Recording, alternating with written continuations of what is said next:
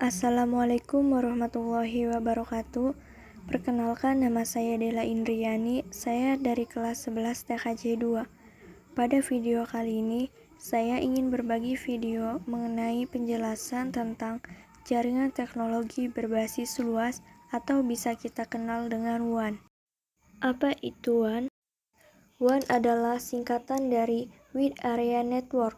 WAN digunakan untuk mendeskripsikan sebuah jaringan yang mencakup area geografikal yang sangat luas, seperti contohnya dalam lingkup kota maupun negara.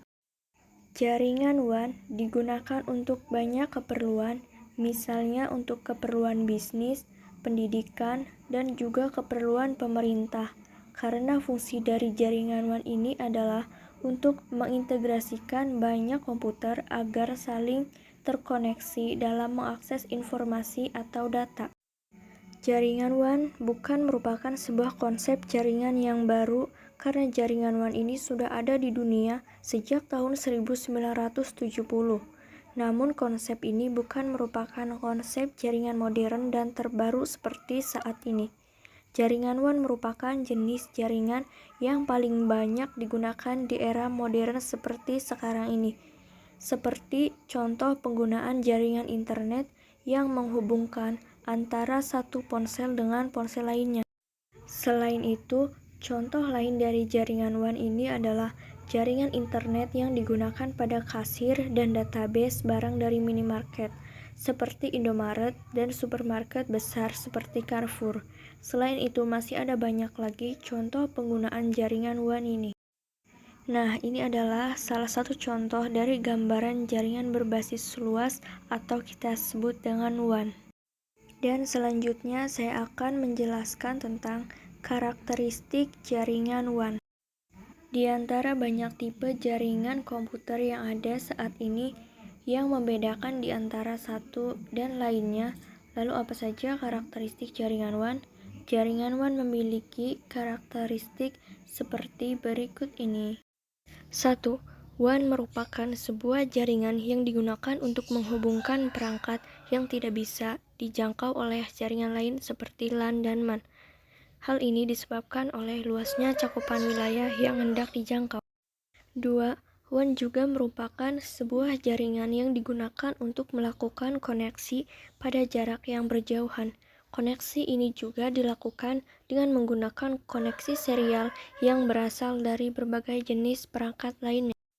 Yang ketiga yaitu dapat mengirimkan paket data antar switch, router, maupun antar jaringan yang telah dibangun. 4.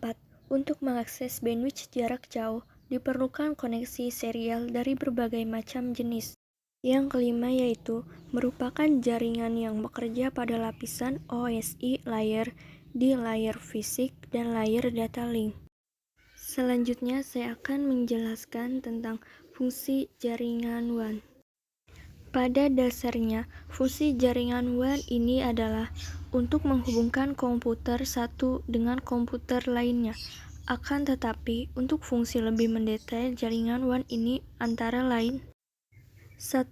Mengintegrasikan dan menghubungkan jaringan LAN dan MAN menjadi satu jaringan, yaitu jaringan WAN.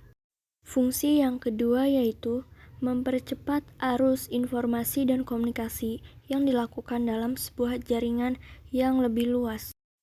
Yang ketiga yaitu menjamin arus informasi yang lebih efisien. 4.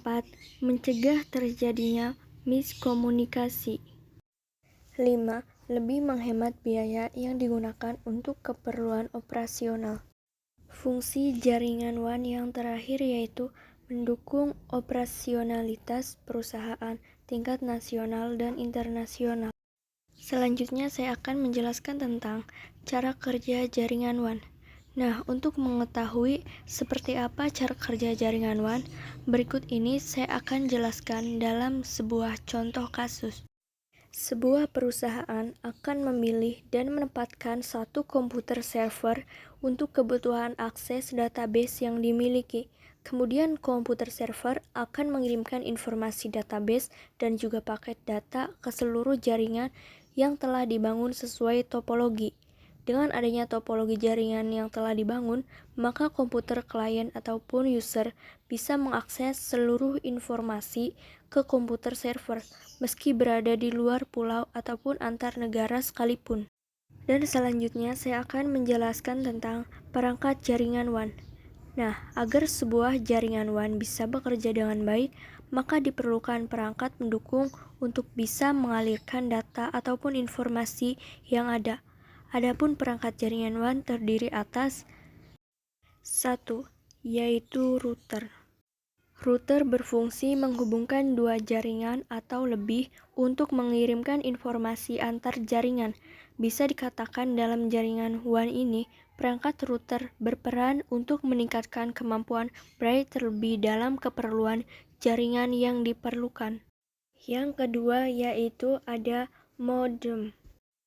Modem adalah perangkat pendukung untuk mengubah sinyal digital menjadi analog. Jadi, data digital yang dikirimkan akan dikonversi menjadi sinyal analog agar dikenali oleh sistem teknologi transmisi. Kemudian akan dirubah kembali menjadi format digital dan diteruskan kepada penerima. Yang ketiga yaitu CPU. Channel Service Unit atau Data Server Unit di sini memiliki fungsi yang hampir mirip dengan modem, yaitu untuk mengirimkan data dalam format digital melalui sebuah jaringan telepon digital.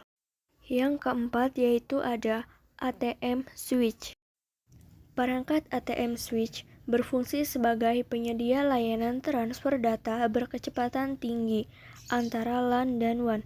Oleh karena itu, dalam membuat jaringan WAN, ATM Switch ini sangat diperlukan.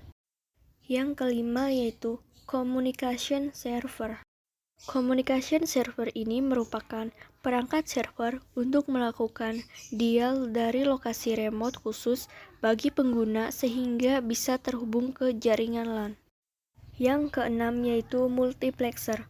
Perangkat multiplexer mampu mentransmisikan gabungan dari beberapa sinyal dan mentransfer data secara kontinu melalui sebuah sirkuit. Yang terakhir yaitu ada frame relay.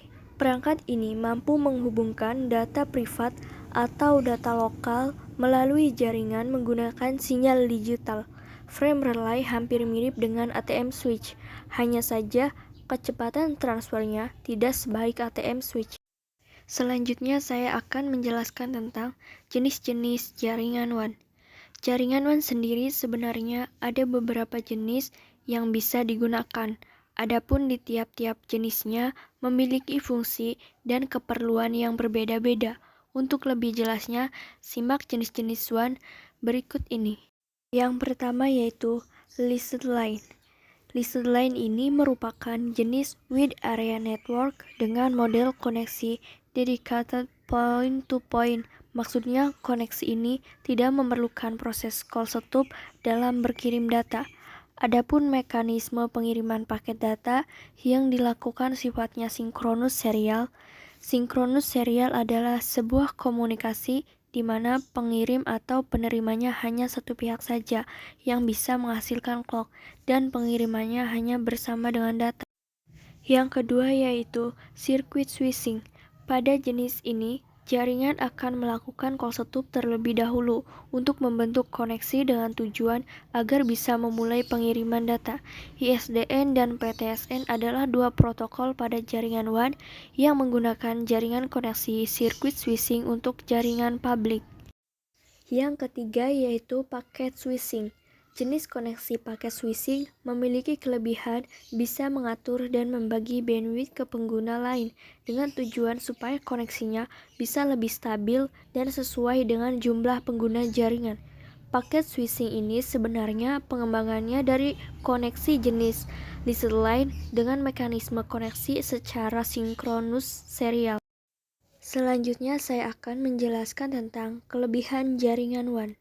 WAN atau Wide Area Network merupakan salah satu sistem yang termasuk dalam jaringan komputer. WAN memiliki banyak kelebihan dibandingkan dengan jaringan komputer yang lainnya. Kelebihan-kelebihan yang dimiliki oleh jaringan komputer ini antara lain adalah Yang pertama yaitu luas area yang bisa dijangkau. Salah satu kelebihan yang dimiliki oleh jaringan komputer ini adalah mengenai luas area yang bisa dijangkau. Dengan jaringan ini bisa sangat luas dan bisa di-custom. Selain dapat membuat jaringan komputer yang lebih luas, WAN juga bisa digunakan untuk membuat sebuah jaringan komputer yang lebih rumit. Contohnya, jaringan internet dunia biasanya dibuat dengan menggunakan jaringan WAN ini. Yang kedua yaitu komunikasi yang lebih cepat. Komunikasi data yang dilakukan di area yang luas, seperti area komunikasi data dari negara satu dengan negara yang lain, biasanya akan membutuhkan jaringan yang rumit. Jaringan ini jika tidak diatur dengan baik, akan menyebabkan komunikasi data menjadi lebih lambat. Dengan menggunakan sistem jaringan WAN, maka komunikasi data ini menjadi lebih mudah dilakukan. Komunikasi data menjadi lebih cepat dan lebih efisien. Jadi, jika Anda akan merupakan perusahaan multinegara, maka kamu bisa menggunakan jaringan internal yang lebih mumpuni. Yang ketiga yaitu infrastruktur terpusat. Salah satu kelebihan jaringan WAN yang lain adalah mengenai penggunaan infrastruktur. Dalam pembuatan sebuah jaringan untuk kebutuhan yang luas dan besar, maka perusahaan Anda akan lebih dimudahkan dengan manajemen server yang dimilikinya. Dengan begitu, perusahaan Anda tidak perlu membuat server masing-masing dan menghemat biaya yang digunakan untuk melakukan komunikasi antara perusahaan pusat dengan perusahaan cabang. Yang keempat yaitu meningkatkan keamanan pertukaran data. Salah satu kelebihan dari penggunaan jaringan WAN adalah mengenai kemudahan dalam membuat keamanan untuk data Anda. Dengan menggunakan jaringan data WAN ini, maka akan lebih mudah bagi Anda untuk bertukar data yang sensitif. Hal ini disebabkan karena pertukaran data dengan menggunakan WAN ini biasanya memang akan dienkripsi terlebih dahulu, sehingga lebih aman dan menghindari hacker untuk data yang Anda akan kirimkan. Selain kelebihan-kelebihan tersebut, masih ada banyak lagi kelebihan dari penggunaan jaringan WAN ini. Contohnya seperti bandwidth yang lebih besar, meminimalisir kebutuhan terhadap ISDN, dan masih banyak lagi yang lainnya. Demikian ulasan yang bisa saya berikan mengenai pengertian jaringan WAN. Semoga informasi ini bisa membantu. Terima kasih. Wassalamualaikum warahmatullahi wabarakatuh.